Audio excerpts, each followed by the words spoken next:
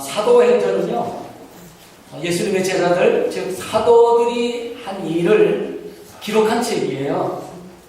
그리고 사도행전을 성령행전이라 그렇게 부르기도 합니다. 우리가 그렇게 부르는 이유가 있어요. 그것은 무엇이냐면 바로 예수님께서 죽으시고 부활하신 날부터 50일째 되는 날, 그래서 오순절이라고 부르거든요. 그런데 그날에 성령 강림이 일어났어요. 그것이 사도행전 2장에 기록되어 있습니다. 그리고 성령의 역사 가운데 초대교회가 세워졌습니다.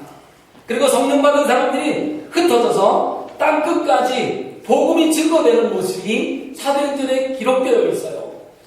그리고 그 가운데 성령께서 하신 역사의 내용들이 사도행전에 자세히 기록되어 있기 때문에 우리는 사도행전을 성령행전이다 그렇게 부르는 겁니다. 사도행전의 역사적 배경은 예수님께서 부활하시고 승천하신 그 이후의 이야기들입니다. 예수님의 사역은 죽음으로 끝나지 않았어요. 무덤에서 머무르지 않았어요. 오히려 그 후에 남기신 것들이 더 큰 의미가 있다는 것을, 그래서 우리는 사도행전, 즉 성령행전을 통해서 우리가 깨달아 알 수가 있습니다. 요한복음 16장 7절에는 예수님께서 제자들에게 이런 약속을 한 가지 하십니다. 제가 읽겠습니다. 그러나 내가 너희에게 실상을 말하노니 내가 떠나는 것이 너희에게 유익이라. 예수님의 이 말씀처럼 제자들에게는 예수님께서 떠나주시는 것이 유익이었습니다. 오히려 예수님이 늘 제자들과 함께 계시는 것이 유익될 것이라고 우리는 생각할 수 있습니다. 하나님의 아들이신 예수님께서 이 땅에 내려오셔서 제자들과 함께 하셨는데 계속 계시면 더 좋지, 왜 예수님이 이 제자들의 곁을 떠나는 것이 유익이라고 말할까? 우리는 그렇게 생각할 수 있는데 예수님은 자신이 제자들을 떠나는 것이 유익이다 그렇게 말씀하셨습니다. 그럼 왜 예수님께서 제자들을 떠나는 것이, 자신이 제자들을 떠나는 것이 왜 유익이라고 말씀하셨을까? 그 이유가 도대체 무엇일까? 왜 우리들의 생각과 예수님의 생각은 다를까? 그것은요, 예수님의 제자들이 보내주신 성령을 받아서 새롭게 변화될 것을 예수님께서 아셨기 때문에 예수님 자신이 제자들의 곁을 떠나는 것이 더 유익이다 그렇게 말씀하신 것입니다. 그 대표적인 예가 바로 베드로 아니겠습니까? 베드로는 예수님을 3번씩이나 부인했습니다. 나는요 그 사람 알지도 못해요. 무슨 말씀이에요? 나는 그 사람을 본 적도 없어. 이렇게 3번을 해요. 그랬던 베드로가 예수님께서 보내주신 보혜사 성령님을 받자 놀라운 능력받은 설교자의 모습으로 변화했어요. 베드로를 통해서 우리가 알 수 있는 것은 무엇입니까? 말씀을 그 시심으로 끝내는 것과 말씀을 들으면 그 말씀을 삶에 적용시켜 말씀대로 사는 것과는 별개다라는 것을 우리에게 가르쳐주고 있어요. 당시 최고의 제자의 훈련을 받았던 베드로, 변화되지 않았습니다. 성령이 임하시기 이전에는 그런 인간적인 생각과 인간적인 방법으로 삶을 살았어요. 하지만 예수님께서 보내주시겠다고 약속하신 그 성령님이 임하신 후에 베드로는 예수님의 참된 제자의 모습으로 삶을 살아갔습니다. 즉 우리가 하나님의 권능으로 살 수 있는 방법이 무엇이냐면 성령을 받는 것뿐이라는 사실을 베드로를 통해서 우리가 단적으로 알 수 있는 것입니다. 예수님이 승천하시는 남겨진 제자들 참으로 허망하고 참담했을 겁니다. 왜요? 그들을 받쳐주고 있던 스승이라고 하는 이 기둥이 무너져 뿌리째 버렸기 때문이죠. 이제부터 우리는 뭐라고 어떻게 살아가야 하나? 예수님의 제자들은 정말 무너지는 것 같아요. 세상이 무너지는 것 같아요. 그런데 예수님은 그냥 그렇게 제자들의 곁을 훌쩍 떠나가 버리신 것이 아니에요. 제자들이 이제부터 어떻게 살아가야 할 것인가를 제시해주고 떠나십니다. 오늘 보면 4절 보겠습니다. 사도와 함께 모이사 그들에게 분부하여 이르시되 예루살렘을 떠나지 말고 내게서 들은 바 아버지께서 약속하신 것을 기다리라. 지금 예수님께서 하신 이 말씀, 즉 뭐예요? 예루살렘을 떠나지 말고 약속하신 것을 기다려라. 말씀이 무엇일까?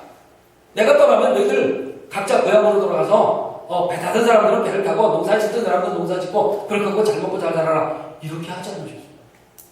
예루살렘을 떠나지 말고 약속하신 것을 기다려라. 내가 없다고 걱정하지 말고 너희들 마음대로 삶을 살지 마라. 그런 뜻이에요. 그럼 여기서 예수님께서 제자들에게 약속하신 것이 도대체 무엇이냐는 거죠. 무엇일 것 같아요? 예수님께서 제자들에게 약속하신 것이 무엇이냐는 거죠. 예, 바로 성령님이에요. 성령. 즉 쉬운 말로 들어서 얘기하면 이런 거야. 나는 이제 하나님의 뜻대로 십자가에서 너희들의 죄를 용서하고 이제 하나님의 나라로 돌아간다. 그런데 내가 떠난다고 해서 너희는 고향으로 뿔뿔이 흩어져 돌아가지 말아라. 그리고 마음대로 너희들 마음대로 생각대로 살지 말아라. 그리고 예루살렘에 머물러서 내가 보내주겠다고 약속한 그 성령을 기다려라. 바로 그런 뜻이에요. 근심과 걱정이 태산같았던 예수님의 제자들에게 예수님께서 하신 이 말씀은 그들에게 큰 소망이 되었어요. 우리는 하나님의 형상대로 받은 사람들입니다. 즉 하나님의 최고의 걸작품이다. 그런 말이죠. 여러분, 여러분들의 자신은요 하나님의 최고의 걸작품입니다. 시시한 사람들이 아니에요. 서울의 자부심을 가지십시오. 나는 하나님께서 지으신 최고의 걸작품입니다. 그런데 우리에게 최고의 걸작품인 우리들에게 죄가 들어와서 하나님과 단절하게 되었습니다. 그리고 우리는 죄에 끌려다니면서 사는 존재, 즉 죄의 종이 되고 말았습니다. 그러나 하나님께서는 우리를 버리지 아니하시고 우리를 끝까지 사랑해 주셨습니다. 그래서 하나님께서는 우리를 대신해서 독생자 예수 그리스도를 십자가의 대속제물로 내어주신 것입니다. 그리고 누구든지 이 십자가에 달려 죽으신 그 예수를 믿는 자들에게 자녀로 삼아주시겠다라고 하는 영생을 주시겠다라고 하는 약속을 해주십니다.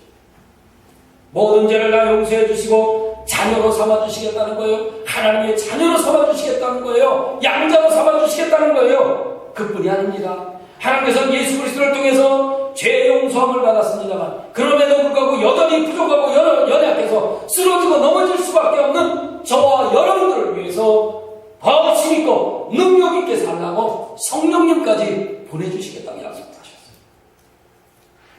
우리가 예수를 믿는다고 우리의 마음대로 우리의 신대로 살아가는 것이 아니에요. 우리의 신대로는 절대로 살아갈 수 없어요. 우리가 예수를 믿고 구원받은 백성이 되었지만 우리의 신으로는 안 되는 것이 너무나. 그래서 하나님께서는 예수 그리스도를 통하여 성령님을 이 땅에 다시 보내주십니다. 우리 안에 성령이 임하시는 것은 그렇기 때문에 우리 안에 바로 뭐예요? 하나님의 능력이 들어오신 것과 똑같은 거예요. 그것도 아주 어떻게 해요? 충만하게 가득 차도록 임하시겠다고 하시는 것이 하나님의 약속이에요. 5절 보겠습니다. 요한은 물로 세례를 베풀었으나 너희는 몇 날이 못되어 성령으로 세례를 받으리라 하셨느니라. 세례 요한은요 사람들에게 이렇게 외쳤어요. 회개하라! 천국이 가깝다. 그리고 죄를 차고가는 모든 사람들에게 물가로 끌어내서 그들에게 물로 세례를 베풀어 주었습니다. 그러나 그것만으로는 사람들의 마음을 변화시킬 수가 없었어요. 변화가 안 되더라는 거죠. 죄를 자복하고 눈물을 흘리고 그리고 세례 요한이 베푸는 물로 세례를 받았음에도 불구하고 여전히 사람들은 마음의 변화를 갖지 못하더라는 거예요. 그러나 예수님께서 약속대로 보내주신 성령님을 맡게 되자 사람들의 마음은 달라지기 시작했어요.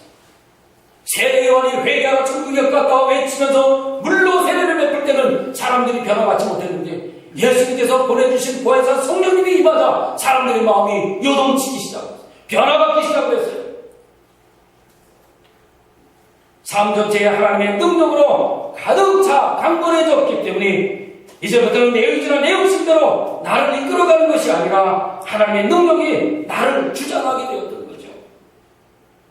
그래서 우리가 날마다의 삶에서 성령님께 의탁하고 하루를 시작하는 것은 너무나도 중요한 것입니다. 여러분 하루를 시작하실 때 성령님께 의탁하십시오. 사업하시는 분들 더더욱 그렇습니다. 하나님 오늘 하루의 사업장을 책임져 주십시오 라고 성령님께 의탁하시면 하나님께서 들으시고 응답하실 줄로 믿습니다. 구약시대에도요, 성령의 역사는 있었어요. 그런데 강하게, 보편적으로, 지속적으로, 그리고 구체적으로 역사하시진 않았어요. 그래서 신약시대 예수를 믿는 저와 여러분들에게 임하시는 성령을 우리는요, 보혜사, 그렇게 해요. 보혜사, 성령, 이렇게 얘기해요. 이 보혜사라는 말은 여러 가지 뜻이 있어요. 협조자, 혹은 중재자, 변호사, 뭐 이런 뜻이에요. 우리를 도와주시는 영이다, 그런 얘기죠. 그런데 그 영을 예수님께서 부활하시고 승천하시면서 이 땅에 보내주셨어요. 저와 여러분들을 위해서. 저와 여러분들이 너무나도 연약하고 부족한 존재이기 때문에 우리가 쓰러지고 넘어지지 말라고 그 성령께 의탁하면 지켜주시겠다고 성령님을 보내주신 거예요. 이러한 보혜사 성령님이 우리에게 임하시는 것은 사실 기적 중에 기적이죠. 기적 중에 기적이에요. 우리에게 성령이 충만하게 되면요, 우리의 마음도 충만해집니다. 무엇보다 예수님이 나의 구주 되심을 증거하지 않고는 견딜 수가 없는 거예요. 마음이 너무나도 깊어서. 누구를 만나면 예수를 자랑하고 싶은 거죠. 성령이 충만해지면 다른 사람들을 말로 상처 줄 수가 없어요. 그들을 사랑하기 때문에 모든 일과 말을 통해서 영혼을 살리게 되는 거고요. 사람들을 살리는 일만 하게 되는 거예요. 성령 충만할 때. 그렇기 때문에 우리에게 가장 아름답고 축복된 상태가 언제입니까? 성령 충만한 상태. 네. 여러분 보셨죠? 성령 충만한 사람은 항상 기뻐. 항상 긍정적이야. 부정적인 말을 하지 않아. 다른 사람들을 막 상처 주지 않아.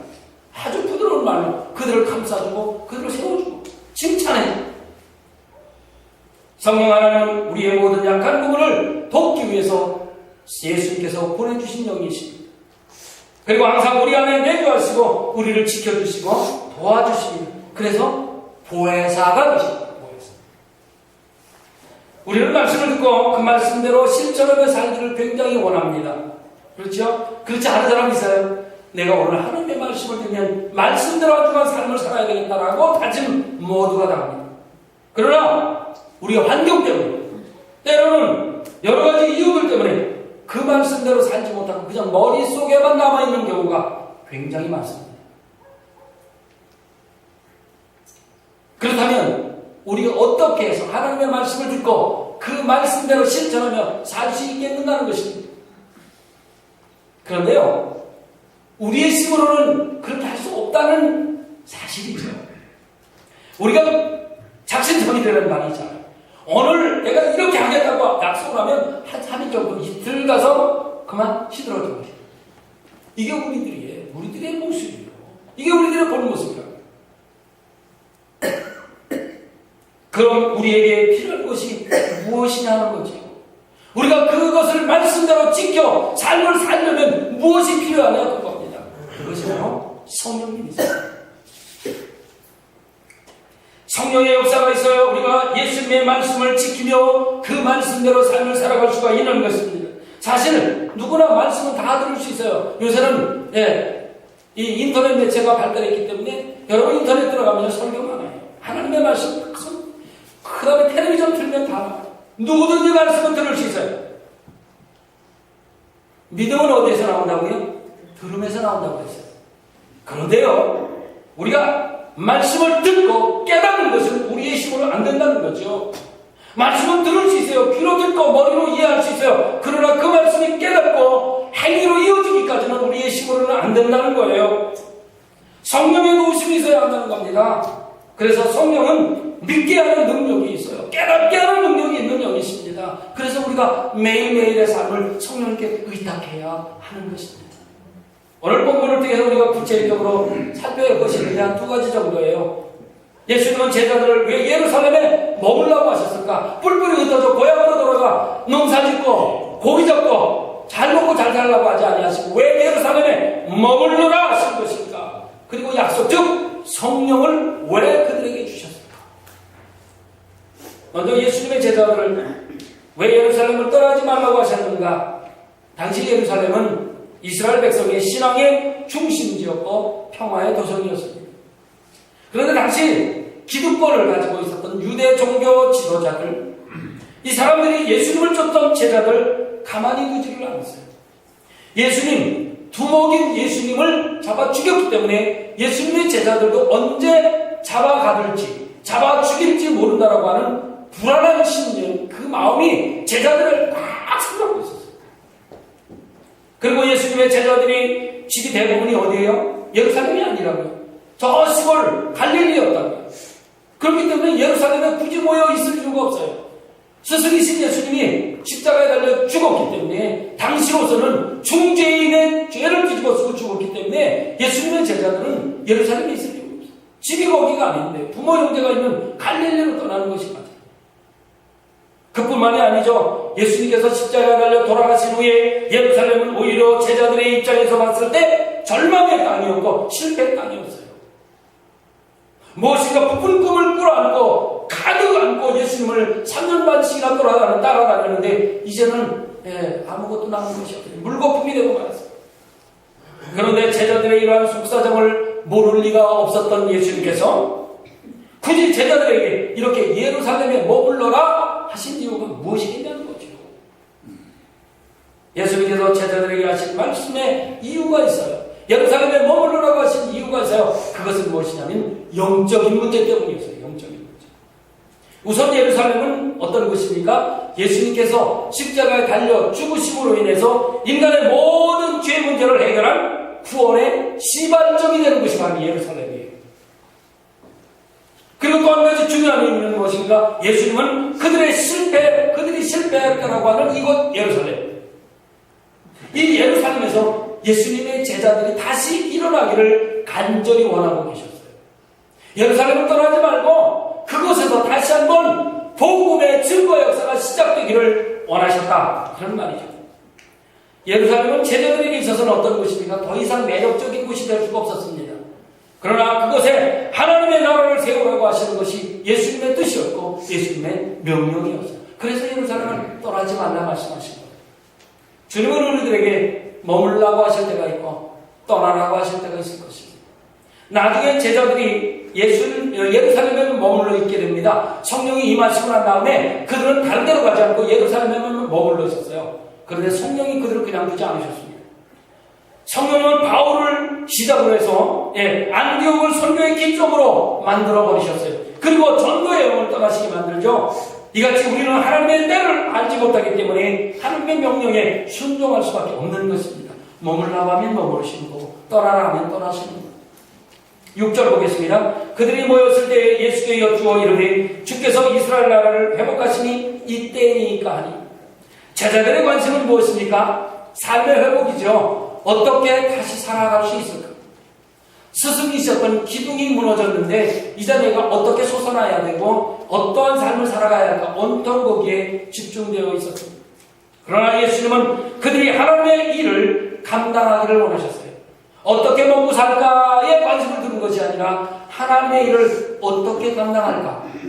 이것을 생각하기를 원하셨다. 그런 말입니다. 제자들이 원하는 것과 예수님이 원하시는 것에는 너무나도 큰 차이가 있지요. 이것을 어떻게 해결할 수 있었을까요? 바로 성령의 역사였습니다. 우리도 눈에 보이는 것을 지금 당장 원할 때가 있습니다. 그렇지만 하나님은 눈에 보이지 않는 것을 주님의 때에 이루기를 원하시는 분이십니다. 우리들의 눈에 보이지 않지만 주님의 때가 이루면 그것을 이루기를 원하시고 시행하시는 분이십니다. 그리고 하나님의 뜻과 때를 깨닫고 기다리고 순종할 수 있게 하는 능력을 주시는데 그것이 바로 성령의 능력입니다. 궁극적으로 예수님은 제자들을 왜 예루살렘에 머물러 하셨을까? 이제 해답을 찾을 수 있습니다. 어떤 것입니까? 바로 제자들이 예루살렘에 머물러 있어야 성령의 역사를 볼 수 있기 때문이었다.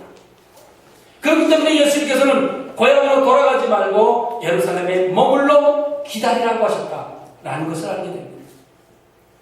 여러분, 삶이 힘드십니까? 아니면 가정에 어려움이 있으십니까? 부부간에 갈등이 있으십니까? 자녀와의 문제가 있으십니까? 여러분 걱정하지 마십시오. 내가 아무리 힘들고 어렵다고 그러더라도 성령의 역사는 계속 일어납니다. 하나님의 은혜가 없어지는 것은 아니에요. 내가 힘들고 어렵다고 해서 내가 고민 속에 있다고 해서 하나님의 은혜가 없어지는 것은 아닙니다. 오히려 힘들고 어려운 것에 성령의 역사는 더 필요합니다. 우리가 보기에 좋아 보이는 것이 하나님이 원하는 것이라고 생각할 수 있습니다만 절대 그렇지 않습니다. 하나님의 역사를 원하시는 곳에 우리가 있을 때 비로소 그것 은혜가 되는 것이고 그곳에 기적이 나타날 수가 있는 것입니다. 믿음이 있는 곳에 성령의 역사가 일어나게 되어 있습니다. 여러분 믿음을 가지십시오. 그곳에 성령의 역사가 일어나는 줄로 믿습니다. 예수님은 병자들을 고쳐주실 때요, 사람의 외모를 보고 고쳐주지 않으셨어요. 사람들이 잘생겼느냐, 사람들이 돈이 많은가, 권력을 가지고 있는가, 그리고 고쳐주지 않으셨다는 것입니다. 예수님이 보신 건 딱 한 가지, 그들의 믿음이었습니다. 외모를 보지 아니하시고 믿음을 보고 고쳐주셨습니다. 여자여, 내 믿음이 너를 고쳤다. 믿음이 있는 곳에 성령의 역사가 있는 줄로 믿습니다. 그러므로 여러분이 지금 있는 곳에서 성령의 역사를 구하십시오. 어느 자리에 있든지 상관없습니다. 성령님 도와주세요. 성령님 역사하여 주세요. 기도하십시오. 그렇게 될 줄로 믿습니다. 교회가 마찬가지예요. 교회가 영적으로 양적으로 부흥성장하기를 원하신다면 성령님을 구하셔야 합니다. 우리의 인간적인 방법으로 안 통합니다. 성령께서 우리와 함께 하셔야 가능합니다. 그렇다면 예수님께서 우리들에게 성령을 주신 이유가 도대체 무엇이라는 것입니다. 8절에 잘 나타나십니다. 8절 보겠습니다. 오직 성령이 너희에게 임하시면 너희가 권능을 받고 예루살렘과 온 유대와 사마리아와 땅끝까지 이르러 내 증인이 되리라 하십니다. 한마디로 말하면 성령을 우리에게 주신 이유가 무엇이냐면 증인되라. 예수님의 제자 삼는 일을 하라고 성령님을 보내주신 것입니다. 그렇다면 왜 예루살렘과 온 유대와 사마리아와 땅끝까지일까? 한 두 가지로 생각할 수 있겠죠. 하나는 우리가 잘 아는 대로 지역적으로 전파되어져 가는 것을 원하셨어요. 우리 전도할 수 있다면 그것은 바로 성령 충만한 상태입니다. 그러나 전도하는 일이 힘들다면 아직 성령이 더 부어야 될 때입니다. 이 말씀은 그대로 이루어지고 있어요. 이 일이 완성될 때 주님은 다시 오신다고 마태복음 24장 14절에서 말씀하십니다. 이 천국복음이 모든 민족에게 증언되기 위하여 온 세상에 전파되리니 그제야 끝이 보리라. 당시 예루살렘이라든지 유대, 사마리아 혹은 온 땅 것은 서로 다른 배경을 가지고 있었어요. 종교도 달랐고요, 신분도 달랐고요, 그리고 문화와 성별들이 다 각각 달랐습니다. 그렇기 때문에 이 말씀의 의미는 다른 곳에 가서도 그리스도의 복음을 증거하라는 말씀이죠. 예수님은 이것을 표현하십니다. 이웃사람. 지금도 많은 선교사들이 세계 방방곡곡에 나가 복음을 증거하고 있습니다. 그들이 가기 좋은 곳만 가지 않습니다. 죽음이 있는 곳에도 그들은 두려워하지 않고 복음을 증거하고 있습니다. 이웃사람 때문이죠. 사랑하는 성도 여러분, 우리가 성령으로 충만하여질 때 우리는 나와 다른 사람들을 품을 수가 있습니다. 내 모습과 다르고 내 생각과 다르고 내 성격과 다르고 내 생각이 다른 사람들을 품어낼 수가 있습니다. 세워줄 수가 있습니다. 내 생각이 무조건 옳다라고 주장하지 않는 것입니다.